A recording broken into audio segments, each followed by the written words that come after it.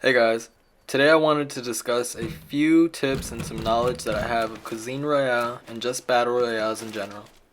Like many other Battle Royales, Cuisine Royale has loot drops, but these are in the form of refrigerators. Be sure not to skip out on these because they are a great source of food and boost items. Some variations, like the tactical refrigerator, will even carry rare weapons like the AKM. When looting, if an item is outlined in purple, it's either ammo for your gun or a better variant of armor or bag. If the outline is green, it is a food item. If you see an item outlined in either green or purple, but the letters are red, this means you are over encumbered and carrying too many items. The best way to get the most out of your aim assist is to time and space your shots out. The trick is to hold the ADS for just under a second until your reticle auto-locks onto your target. I always try to pre-aim in the general vicinity of where an enemy might be. Burst fire is always more effective than holding down the trigger. You are able to control recoil and conserve your shot. Strafing between your shots is also very important to staying alive. I tend to time out my shots, hit my opponent at least once, then strafe until I'm able to line up a better shot. The key is just staying confident, landing your shots, and making sure your opponent doesn't land any of his. You can generally anticipate your opponent and his moves by taking into account what you or anyone would typically do in their situation and counter it. Say you hit your opponent a few times. Normally, that would pressure anyone in that situation. So that's when you play more aggressive and go for the kill instead of waiting for them to heal and collect themselves. If you do that, you win every fight and your confidence will grow.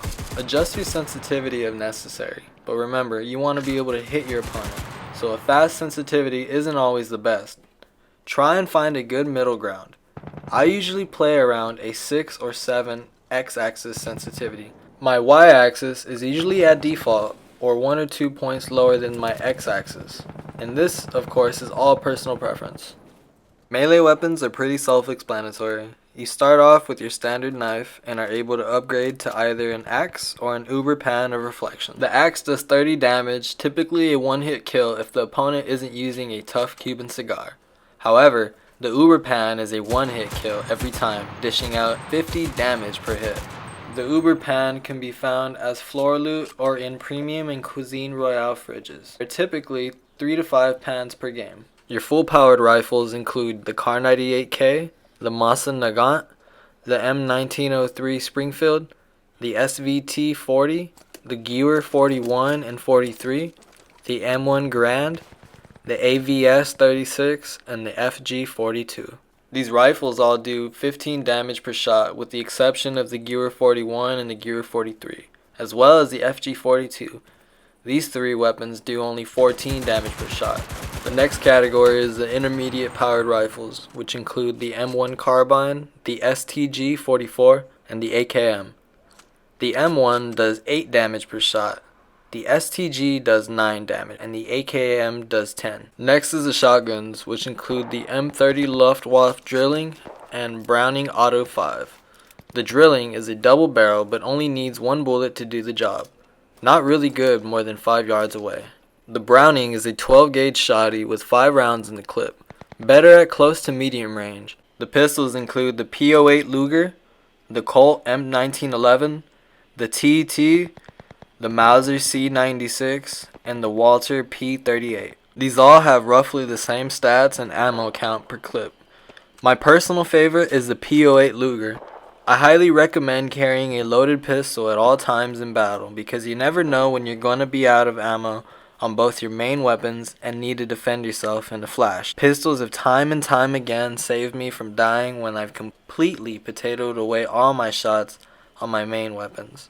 Submachine guns include the MP40, the M3 SMG, the M1A1 Thompson, the M1920 AC, the MP35, the MP18, the PPSH, the PPD40, PPD38, the Sten Mark II, Beretta 38, and M50 Rising.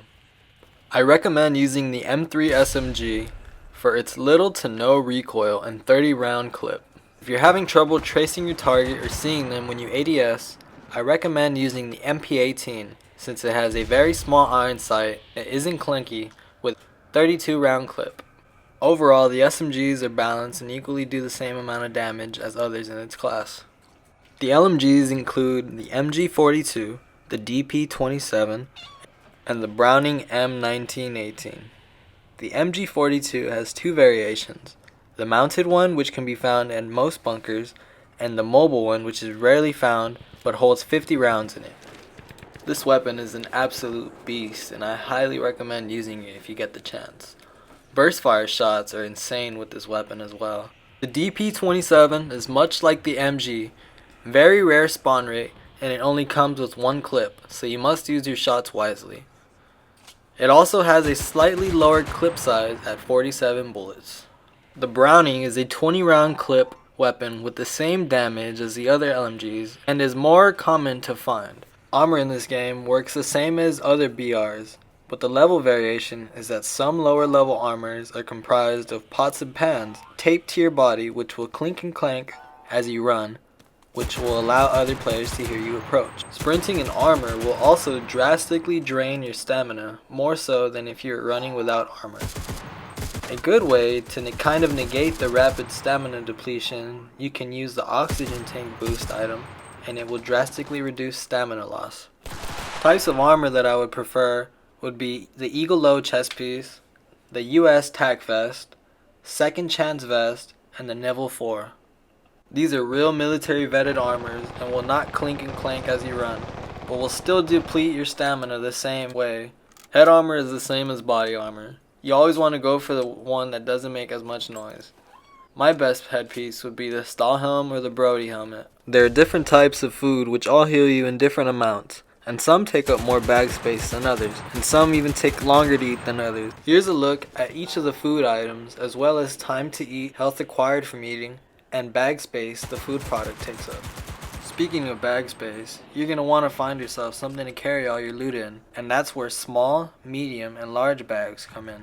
The small bag will give you +5 carrying capacity and are fairly common to find. Medium bags will give you +7 carrying capacity. These are more uncommon but are usually found in premium fridges. The large bag, as you would assume, is the best, giving you +10 carrying capacity. These are rarely found in the map, but they are almost always in a Cuisine Royale fridge. In order to get a leg up on the competition, you can use special equipment found throughout the map and in fridges such as tough Cuban cigar, eagle eye glasses, knee pads of speed, and even my personal favorite, the bunny slippers of bounce. Each of these items provide you with an advantage in battle, each having their own specific abilities. Tough Cuban cigar grants the user +10 health, which can easily save you in a tight situation. Nimbus of Dark Pact reduces the damage taken from the storm or zone by 70%. Bunny Slippers of Bounce triple your jump height, allowing for mobility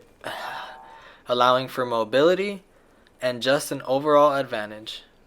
Eagle eye glasses are very useful and are highly underrated. This item reduces recoil by 50% as well as reducing shot deviation by 40%. If you don't know what shot deviation is, it's when you shoot directly at something and your bullet slightly sways off to the left or right depending on how far out the target is. This is crucial if you're trying to snipe or just hit a shot more than 40 yards out. The oxygen tank of hold breath allows you to hold your breath for 30% longer, but also reduces your stamina drain by 40% and also increasing your stamina recovery by 30%. This is what I typically will use paired with the knee pads of speed. Knee pads of speed are the only boost item that also carry a debuff. The user is given 40% increase in sprint speed, but your stamina drain is increased by 80%. So it would be a good idea to run an oxygen tank if you use the knee pads of speed, but it's all personal preference, so try it out and let me know what works for you. The last boost item is IV Bag of Regeneration. So initially when I first picked this item up, I thought it was regenerating my stamina as well, but it only heals you 0.7 HP per second, which is not bad considering max health is 30 HP,